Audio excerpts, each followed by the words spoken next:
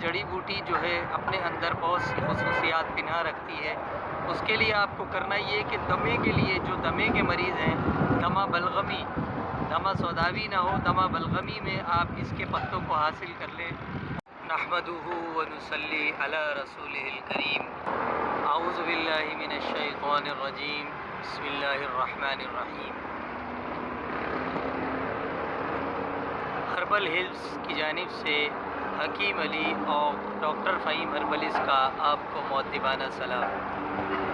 خواتین و حضرات، آج ہم آپ کو جس جڑی بوٹی سے شناسہ کروا رہے ہیں وہ کسی تعارف کی محتاج نہیں۔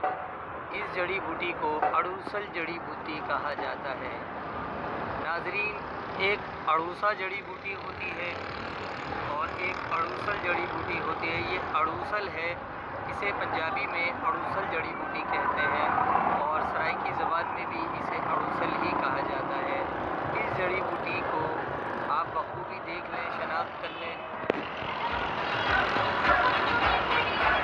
یہ اس کے پتوں کی شکل ہے اور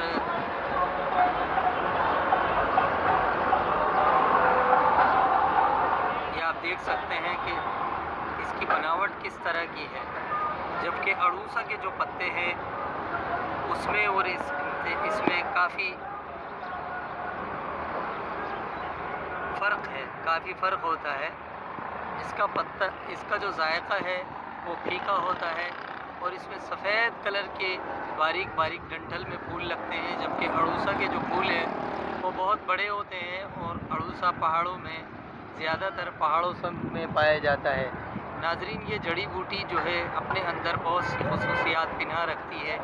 اس کے لیے آپ کو کرنا یہ کہ دمے کے لیے جو دمے کے مریض ہیں، دمہ بلغمی، دمہ سوداوی نہ ہو، دمہ بلغمی میں آپ اس کے پتوں کو حاصل کر لیں اور 5 گرام صبح شام آپ سونٹ اور پیپل کے ساتھ استعمال کریں تو انشاءاللہ العزیز پہلی ہی خوراک میں انشاءاللہ پھیپھڑوں کی جو تنگی ہے، سانس کا جو مرض ہے، سانس کی جو کھچاوٹ اور دم کشی ہے، اس میں آپ دیکھیں گے کہ نمایاں طور پر فرق محسوس ہوگا اور نمایاں طور پر جو ہے چلنے پھرنے میں بھی آسانی ہوگی، اور جو کالی کھانسی کے جو مریض ہیں وہ بھی اس سے اسی طرح اسی نسخے سے فائدہ حاصل کر سکتے ہیں۔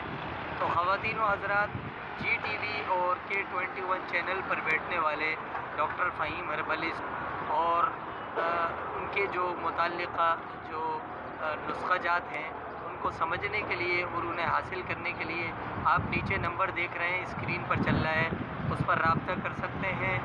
ڈاکٹر فہیم ہربلسٹ اور حکیم علی کو اجازت دیں، انشاءاللہ نیکسٹ ٹائم کسی پودے کے ساتھ یا کسی حکمت بھری بات کے ساتھ انشاءاللہ پھر حاضر ہوں گے۔ فی امان اللہ۔